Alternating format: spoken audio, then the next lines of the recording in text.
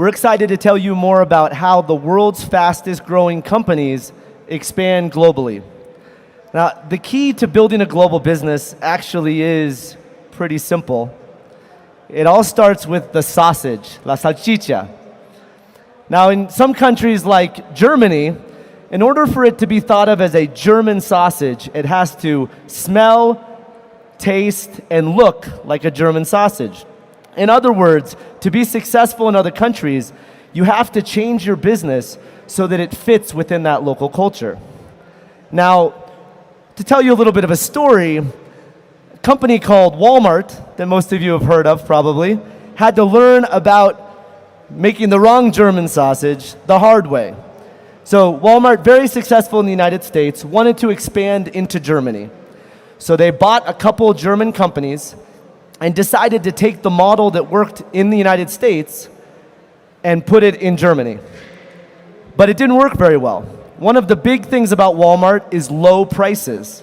Well, when it came to Germany, especially with groceries, they already had low prices. It wasn't that much better than the competition. In the United States, prepackaged meat is pretty normal. Carne, right? But in Germany, they like to go to the butcher to actually see the meat cut. So they didn't really trust this meat. They thought it was really bad. And then finally, Walmart is very much about being friendly. There's someone standing at the door at the front saying, bienvenidos, right? Welcome. But in Germany, that like freaks people out. They're like, why are you talking to me, right? So the model didn't work, and it ended up that Walmart lost over $1 billion in the process of failing to enter the German market. So the lesson is, don't be like Walmart. Now, in the work that Klaus and I do in Silicon Valley, we help companies who want to come from other countries connect into the Silicon Valley ecosystem and expand their businesses into the United States. We've coached thousands of startups, thousands of entrepreneurs who are at different parts of the process, and in doing so, we learned about a lot of mistakes that they had made. One of the things they thought is that money grows on those big redwood trees that are in California. Like they're gonna get off the airplane and a venture capitalist is gonna give them $1 million and say, okay, go build your business. Doesn't really work that way. A lot of them would think about investment first when it's important to think about getting customers first. They also thought, oh, I just need to hire a vice president of sales in the United States and they'll take care of it, we'll be successful. And there's so much more to it than that.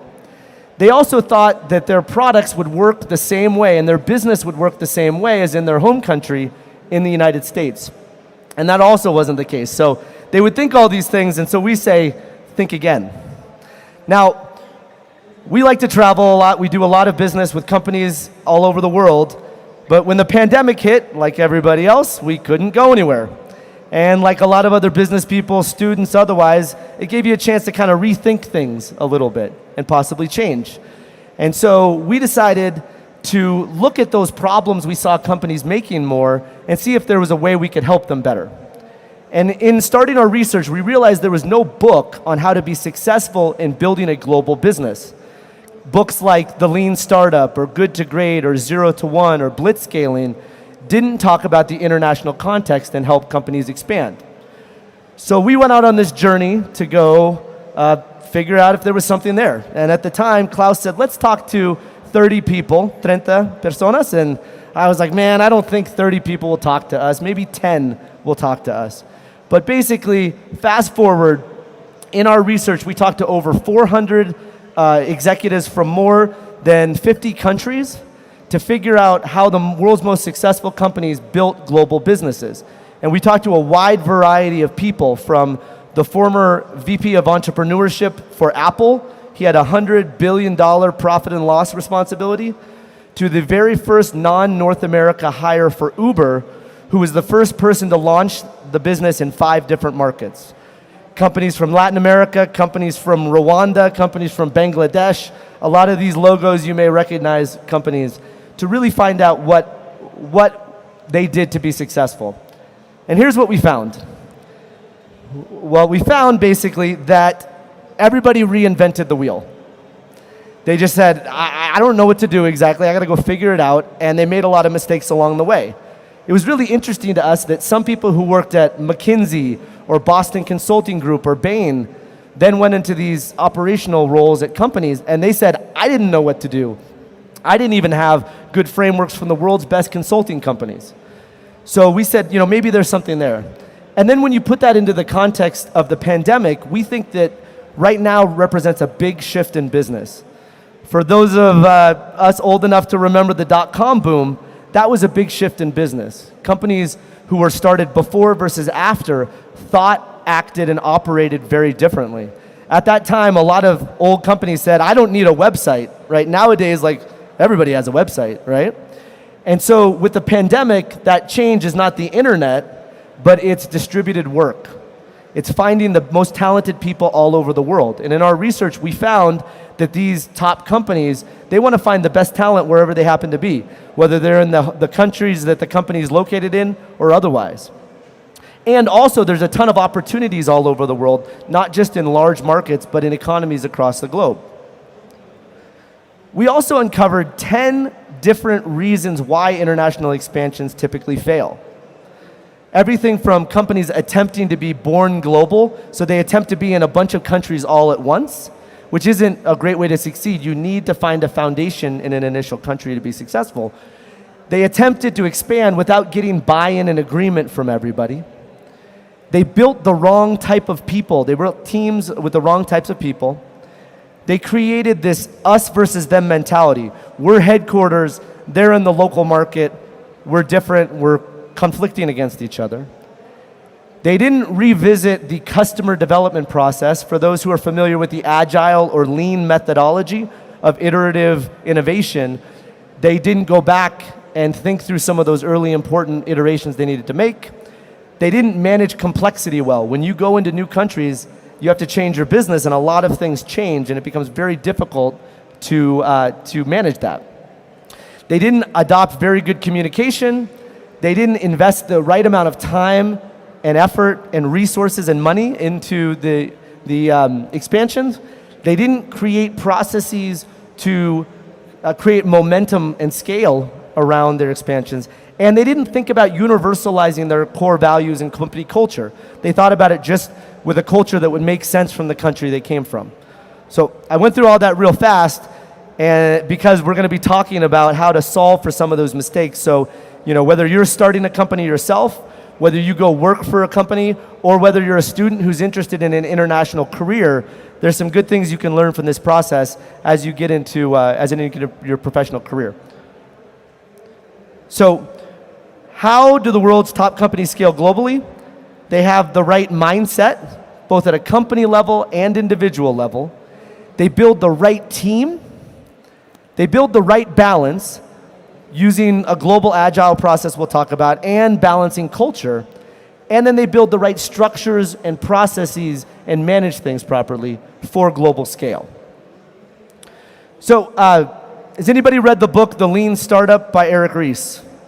Okay, a few hands come up. So this sort of introduced this idea of the agile methodology. So instead of companies building things, planning everything out, then spending years building it, they're much more iterative. Let's go test this out. Okay, what did we learn? And they keep iterating and changing until they find their right model. So Eric wrote that book, and in our interviews, we talked to him, and he said that when you're expanding internationally, that expansion typically will happen. It's just how much money and time are you wasting in the process? And for those familiar with Eric, he didn't invent this agile methodology that a lot of companies, both big and startups, use today, but he was the first to create a common vocabulary and set of frameworks so people could communicate with each other. And so that's what we're looking to do with international business, taking these lessons from the research that we had done with these top business leaders and putting it together so that everybody can have conversations around how to make their businesses scale globally. So the first part is to have the right mindset. So we call that mindset being a global class company, sort of playing on the words best in class, first class, world class. And we compare that to the legacy mindset that a lot of companies still have, companies like Walmart. So the legacy mindset typically has a home market bias. They think about where they came from, like Walmart coming from America, and thinking, okay, well, we're going to do everything the American way. We're going to do everything the same when we go into Germany or any other countries. Whereas the global class company, they think global day one, and they basically build their products, their teams, their processes, and even their company culture in ways that can be localized or universalized globally. They also look at talent and people differently.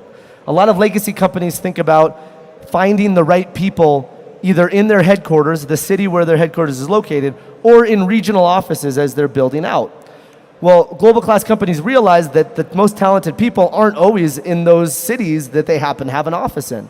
So what they do is they find the best talent wherever they happen to be, and then they use that talent not just for the functional expertise of their people, but to gain better understanding and entry into those markets to be more successful.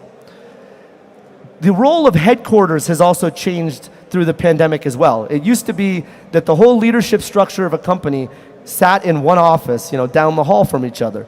But now, executives are all over the world. If you looked at a map of where the Meta leadership team, so the people who report to Mark Zuckerberg sit, they're in 6 or 7 different places on 4 continents.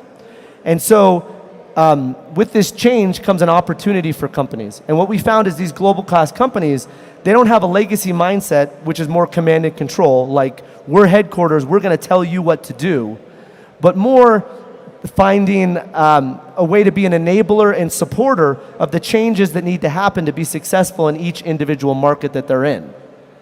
So if we had to bake this all into a strategy, the legacy mindset is the company way. And the example that we like to give when it comes to the company way is Uber.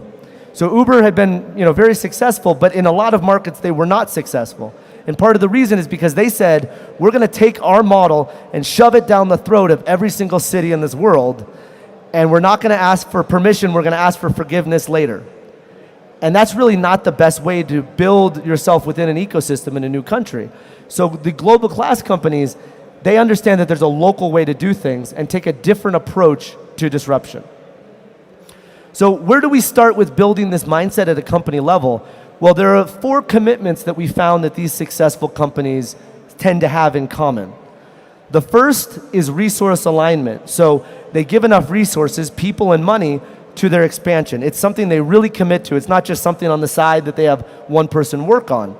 And it's not just for a few months at the very beginning once there's a launch, but it's actually over an extended period of time. A lot of companies think, okay, well, we'll go into this new market, it'll take 6 months or 12 months, and we'll set up a business and it'll be great.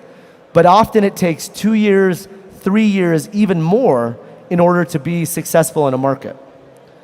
The second commitment is around autonomy and trust, and giving that autonomy and trust to the local teams that are being built out in new countries.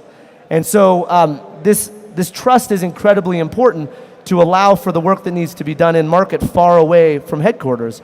But autonomy is needed so that that local team can say, here's how we need to change the business to be successful in this market.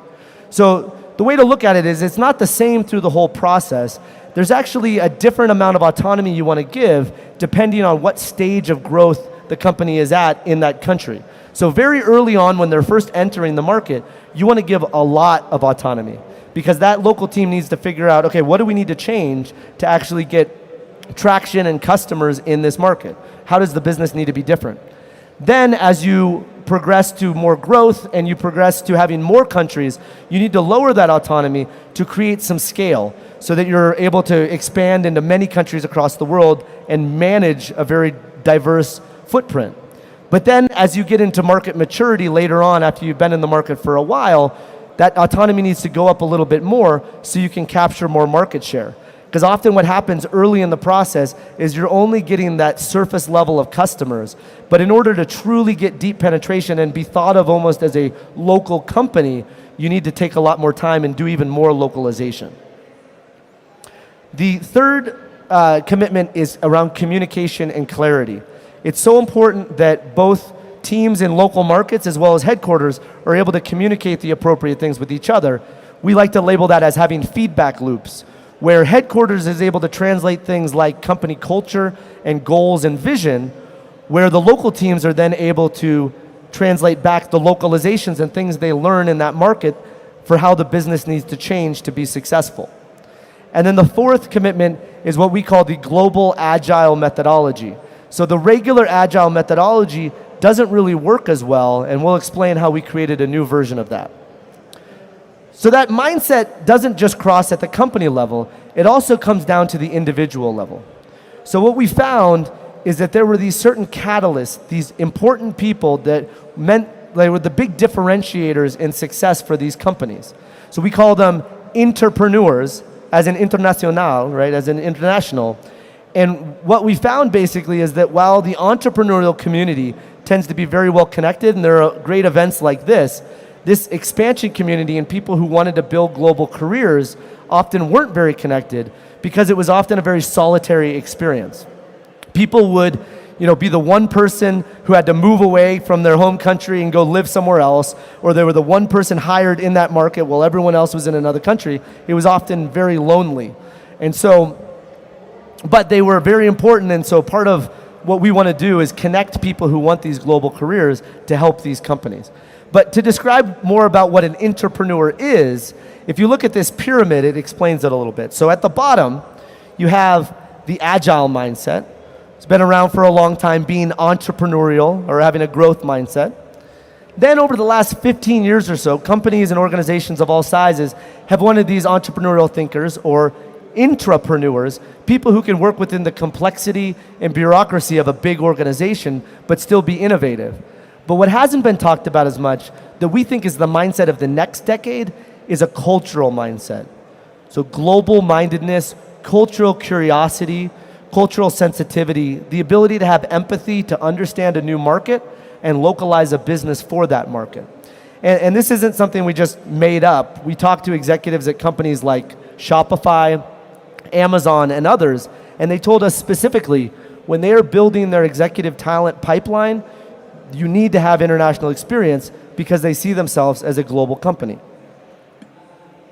We also found that a lot of people who are these entrepreneurs tended to have these formative experiences that gave them an idea that there was a world beyond their backyard. So right here on the far right is Abe Smith. He's the head of international at Zoom, and he was from the United States, but right after college, he went to teach English in a tiny Japanese fishing village. And then he partnered with someone and helped be one of the first to sell bagels in Japan. And his career progressed, but he sort of gathered this global mindedness over time. In the middle is Troy Malone. He was the head of international at Evernote, Weebly, now at a company called Drata. And he actually went on a church mission trip where he spent 2 years in Korea, and that sort of sparked his interest in international business. And then finally, Catherine Himes, who's on the far left here. She was the former head of international product expansion for Slack, and she was the very first non-Chinese intern at Baidu, which is sort of like Google, but in China.